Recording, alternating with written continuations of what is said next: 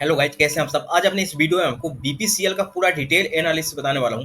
हम आपको long term और इंट्राडे दोनों ट्रेड बताएंगे। चलिए डायरेक्ट स्टार्ट करते हैं। सबसे पहले चलते हैं वीकली टाइम फ्रेम, और वीकली टाइम फ्रेम में देखते हैं कि अभी बीपीसीएल में क्या चल रहा है। देखो गाइज, हम प्रीवियस डाटा की बात नहीं करेंगे। अगर प्रीवियस डाटा की बात करेंगे तो वीडियो ज़्यादा बड़ा हो जाएगा।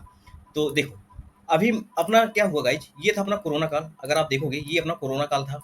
प्राइस यहाँ से कंटिन्यू फॉल किया, लेकिन कोरोना काल से पहले अगर आप देखोगे, बीपीसीएल ने एक अच्छी खासी रैली की थी। आप यहाँ देखोगे, बीपीसीएल ने एक अच्छी खासी रैली की थी, और रैली करने के बाद जिस प्रकार से गाइज रैली की थी, कोरोना काल में उसी प्रकार से प्राइस फॉल भी कर गया। क्लियर हुआ इतना। आपको मैं थोड़ा सा एक टेक्निकल वर्ड बता देता हूँ, टेक्निकल चीज। जिस प्रकार से मार्केट आप जाता है ना गाइज, 80 to 90% मार्केट उसी प्रकार से गिरता है। जो इसका उदाहरण है, मैं आगे भी इसका बहुत सारे एग्जाम्पल दिखाऊंगा, लेकिन अभी मोटा मोटा ये समझिए, ठीक है ना। फिर आगे क्या होगा, ये था कोरोना काल।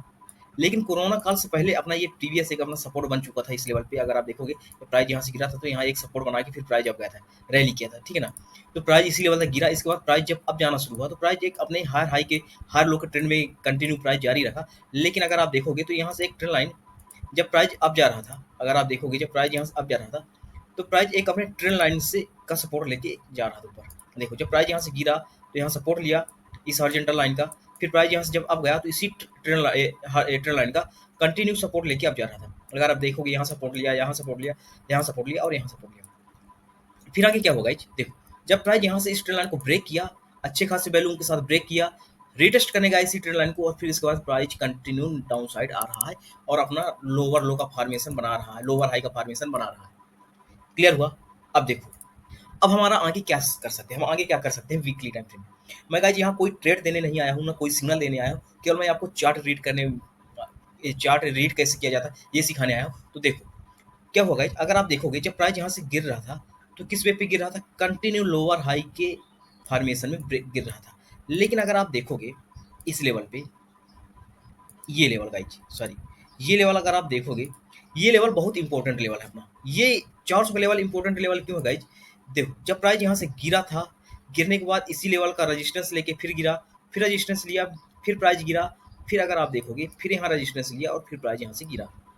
क्लियर हो गाइज। इसका मतलब ये है गाइज कि ये अपना 400 का लेवल बीपीसीएल के लिए एक मेजर रजिस्टेंस का लेवल है। अगर प्राइस को लॉन्ग टर्म में ये जो अपना हाई लगाया था 495 का, ये हाई अगर लगाना है, तो 400 का लेवल अच्छे से ब्रेक करना पड़ेगा बीपीसीएल को। अदरवाइज 400 के ऊपर जाने की उम्मीद नहीं है। क्लियर हो इतना। फिर मैं ये क्यों बोल रहा हूँ 400 से ऊपर जाने की उम्मीद क्यों नहीं है। अगर आप देखोगे, ये अपना मूविंग एवरेज 50 डे ईएमए है, और ये 200 ईएमए। अगर आप देखोगे, यही 50 डे ईएमए और 200 ईएमए का क्रॉस ओवर भी है। अगर आप देखोगे, 50 डे ईएमए को क्रॉस ओवर किया, इसका मतलब सीधे सीधे बीपीसीएल का डाउन ट्रेंड में आना, क्रॉस ओवर। क्लियर हो इतना। लेकिन अब आप ये देखो, फिर जब प्राइस यहाँ से गिरा, तो प्राइस इस लेवल का लो लगाया। अगर आप देखोगे, ये अपना लो लगाया। ये जो यहाँ बेस बना था गाइज, ये जो बेस बना है, अगर आप प्रीवियस में देखोगे, जब ये कैंडल बनी थी ना हैमर, इसी का लो बना था। ये एक अच्छा खासा हैमर बना था। हैमर बनने के बाद, हैमर एक ट्रेंड रिवर्सल कैंडल होती है, हैमर बना, फिर इसके बाद प्राइस अब जाना स्टार्ट हुआ। क्लियर हुआ। लेकिन अब देखो, यहाँ जो बना है ना, यहाँ जो घटित हो रहा है, मैं इसको डे वन टाइम फ्रेम में और डिटेल से समझाता हूँ। अब हम चलते हैं डे वन टाइम फ्रेम, और डिटेल से आपको समझाता हूँ कि क्या क्या हो रहा है।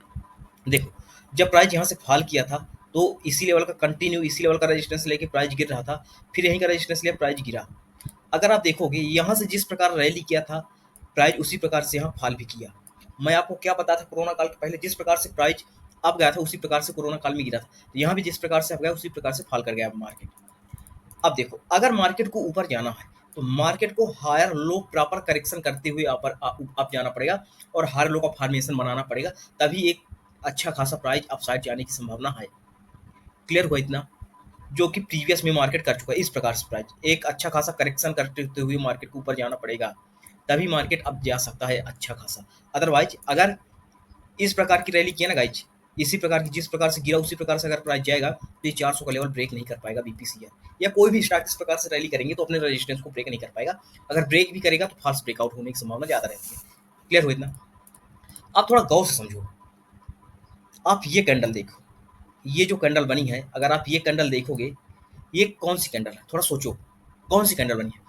गाइज आपको बता देता हूँ, ये हैमर कैंडल नहीं है। अगर आप लोगों को लगता होगा ये हैमर कैंडल है, ये हैमर कैंडल नहीं है, ये डोजी कैंडल है। क्लियर हुआ। ये डोजी डोजी तीन चार प्रकार से बनती है। एक ऐसे भी डोजी होती है, एक डोजी ऐसे भी होती है, एक डोजी ऐसे भी होती है, बस इनका हर एक का अलग अलग नाम पड़ जाता है कि ये कौन सी डोजी है, ये कौन सी डोजी है, लेकिन मोटा मोटा आपने को ये समझना डोजी है। क्लियर हुआ। और गाइस जब ये डोजी कैंडल बन गई ना, तो ये एक अपने को एक ट्रेंड रिवर्सल का सिग्नल भी देगा। क्लियर हुआ इतना कि प्राइस एक ट्रेंड रिवर्सल का सिग्नल देगा। अब हम बात कर लेते हैं गाइस लॉन्ग टर्म के हिसाब से। जैसा कि मैं आपको बताया था कि लॉन्ग टर्म के बिहाफ बताऊंगा कि लॉन्ग टर्म के लिए क्या कर सकते हैं और शॉर्ट टर्म के लिए क्या कर सकते हैं। तो मैं अभी ये डाउन साइड का चैनल डिलीट करता हूँ और मैं एक ये लेवल अपना ड्रा करता हूँ। ये अपना लेवल ड्रा हो गया 333 रुपये का लेवल। क्या हो गया, ये जो अपना 333 रुपये का लेवल ड्रा हो गया, और मैं एक लेवल और ड्रा करूँगा गाइज, ये अपना 335 रुपये का लेवल, 335 रुपये 50 पैसे का, मतलब मोटा मोटा 336 रुपये का लेवल लगा लो। अगर गाइज बीपीसीआर 336 रुपये का लेवल अपसाइड ब्रेक करता है, क्या अगर 336 रुपये का लेवल अपसाइड ब्रेक करता है, तो फिर एक बार अपने को मार्केट में बीपीसीएल में बुलिश ट्रेंड देखने को मिल सकता है। जो अपना फाइनल टारगेट रहेगा लॉन्ग टर्म के लिए, फाइनल टारगेट रहेगा ये 400 का। क्लियर हुआ। अगर 336 का लेवल ब्रेक करता है तो फाइनल टारगेट रहेगा लॉन्ग टर्म के लिए 400 का। अदरवाइज अगर आप यहाँ तक के लिए नहीं रुक रहे हैं, तो आप यहाँ से मोटा मोटा 10% का देखिए। अगर हम यहाँ से लगाएंगे 10% के लिए, तो अपना 10% यहाँ आता है 365 के आसपास। क्लियर हुआ। तो अगर प्राइस 336 का लेवल ब्रेक करता है तो 365 तक का लेवल देख सकते हैं। और 365 का तक का लेवल अगर देखेंगे तो एक अपने को अच्छा खासा ये लेवल भी दिखेगा। क्या ये लेवल अपना एग्जैक्ट। तो प्राइस एक बार यहाँ से, जब प्राइस यहाँ से आप जाएगा तो यहाँ एक बार रेजिस्टेंस लेके, प्राइस रेजिस्टेंस ले, फिर करेक्शन करे, फिर प्राइस यहाँ से आप जाने की कोशिश करें। इस प्रकार से प्राइस आप जा सकता है। क्लियर हो इतना। लेकिन गाइज थोड़ा सा आप समझो, लॉन्ग टर्म की कहानी आपको बता दिया। अब हम आपको इंट्राडे की जब कहानी बताएंगे ना, तो बहुत सारे डाउट क्लियर कर दूंगा आपके, बहुत सारे डाउट। अब हम चलते हैं, मैं मूविंग एवरेज हटा देता हूँ, कहे कि अगर मूविंग एवरेज लगे रहेंगे तो बहुत ज़्यादा लाइनें आएंगी। अब देखो ये है अपना H1 टाइम फ्रेम का चार्ट। देखो भाई, अगर आप H1 टाइम फ्रेम के चार्ट को देखोगे तो मैं थोड़ा सा इसको एडजस्ट कर देता हूँ, ये लेवल। देखो गाइज, ये जो मैं जोन ड्रा किया था ना डे 1 टाइम फ्रेम में, आपको H1 टाइम फ्रेम में ज़्यादा क्लियर आपको समझ में आ रहा होगा। ये ज़्यादा क्लियर क्यों? जब देखो, जब प्राइस यहाँ से गिरा था, एग्जैक्ट इसी जोन का सपोर्ट ले रहा था। जब प्राइस अब गया, फिर यहाँ से प्राइस अब गया, फिर ब्रेक किया।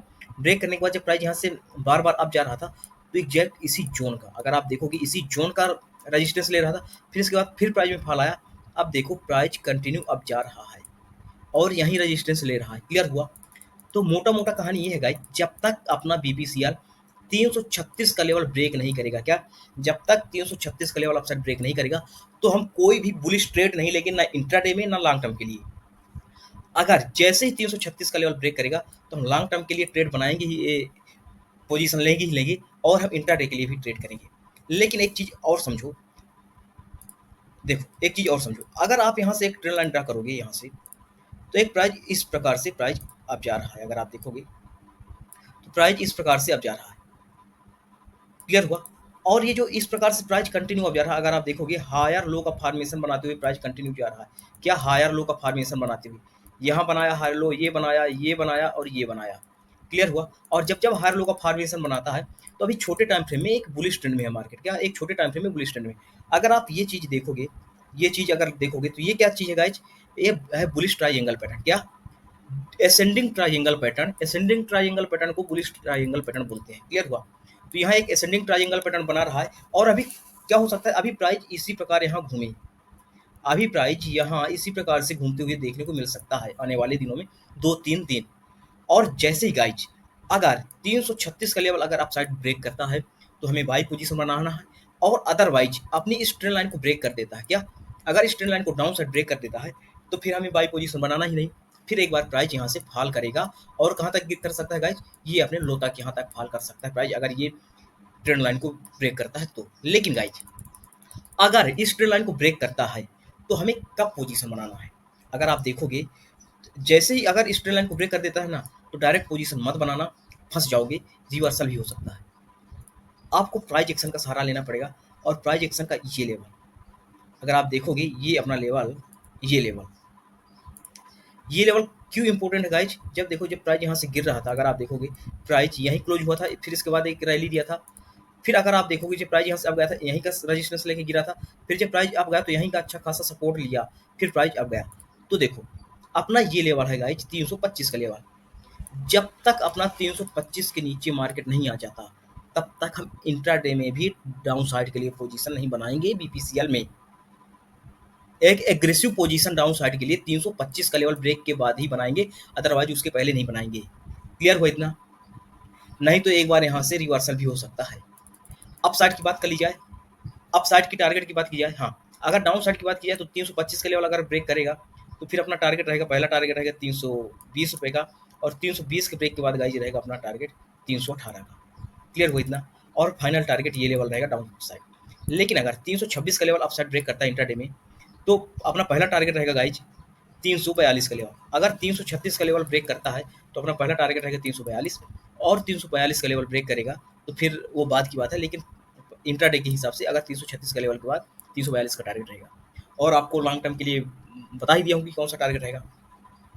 अब बताओ भाई, बीपीसीएल का एनालिसिस कैसा लगा? अगर आपको वीडियो पसंद आई हो ना तो वीडियो को लाइक करिएगा और चैनल को सब्सक्राइब करिएगा। Thank you.